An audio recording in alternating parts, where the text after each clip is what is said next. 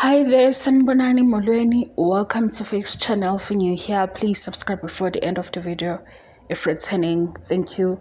Udaba guys, oluphuthumayo udaba olubucayi, udaba lolu lamawele akaDlamini, Justice for Dlamini Twins. Ubaba kwabantwana uyakhuluma ukuthi abakaveli abanikazi beflat or i-management yakule flat abantwana balimele khona. Yesterday bekukhona la engibona ivideo engathi bese bemvalele ukuthi angene ngaphakathi kulo leli flat. Ngaphakathi kwi-flat la ingane ezilimale khona kongazi abantwana ababili bawile floor number 4, omunye ushonile, omunye usesibhedlela. Umzali walezi ingane akakayiboni i-footage evezayo ukuthi kwenzakaleni, bebedlala noma kwenzakalani. So into ayilwelayo ukubona ukuthi kwenzakaleni kwezingane zakhe, also ney'mpendulo. Akayitholi-ke i-support from kuleli flat abahlala kulona. Mangibheka nala ku-social media angiboni umnyakazo khona. BaseThekwini, sengikhohliwe igama lomgwaqo, kodwa i-flat bathi i-home. Ubaba uMsweli useyile khona, kodwa masibheka namanje ubhuti or umalume lo okhulumayo umzali walezi ingane abakafiki kuye abanikazi be-flat noma abaphathi bezokhuluma naye njengomzali oshonelwe.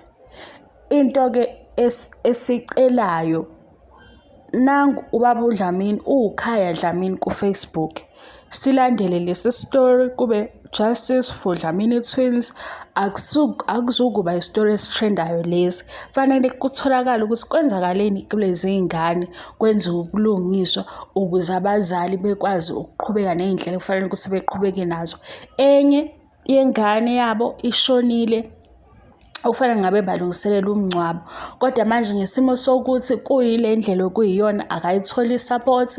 Mangibheka amavidiyo la ashutha khona kuleli flat, abantu abangenabo ubuntu, abanobulwane, even ukukhuluma naye uyabona ukuthi abekho abantu abasondele eduze kwakhe.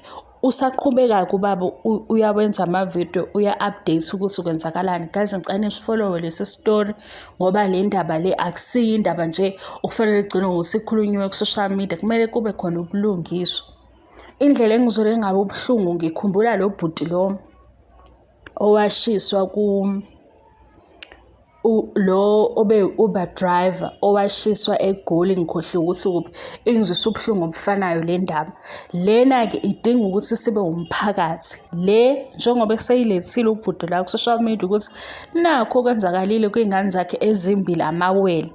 Kuthiwa bebedlala abantwana kodwa abawile yilaba bakaDlamini bobabili. Lo munye usesibhedlela, lo munye useshonile. Besicela-ke bakithi le ndaba le akungabi indaba ezotrenda kuphela, kube ukuthi sayibona ku-TikTok, sayibona ku-Facebook, umndeni ekugcineni ugcina uthulisiwe noma kungenzakalanga lutho ngenxa yokuthi abayitholi i-support. #Justice for Dlamini Twins. Umndeni lo, abazali laba badinga iy'mpendulo. Leli flat leli likhombise ubulwane, abanabo ubuntu.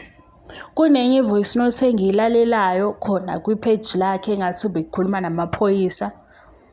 Ukuzwakala owesifazane ethi ngabe ubhizi uyangcwaba. Usho kanjani kumzali osafuna iy'mpendulo ukuthi ngabe ubhizi uyangcwaba?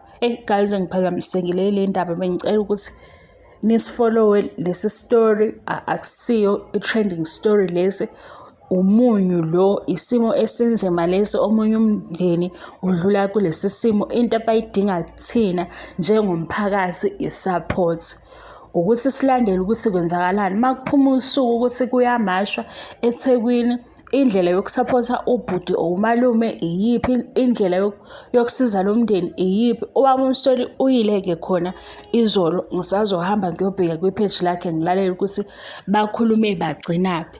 Njengamanje engikubonayo ukuthi ubhuti akakayitholi impendulo yokuthi kwenzakaleni kubantwana, akakayitholi i-footage ephuma kuleli flat. Isizathu salokho asizwakali.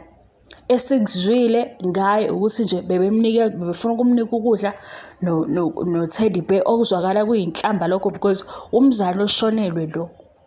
Okudingakala ukuthi bebe naye njalo bemsupport-a. Omunye umntwana usesibhedlela ngapha usehla usenyuka ubheka iy'mpendulo. Please guys, Khaya Dlamini ku-Facebook, Khaya Dlamini ku-TikTok. Ungalandela ku-Facebook, bayawenza lama-video. Usekhulumile nenye, uyayenza ividiyo, usekhulumile nenye radio station nakwi-page kaBaba uMsweli, siyolalela khona ukuthi bagcine bekhuluma bethini. Ngiyabonga.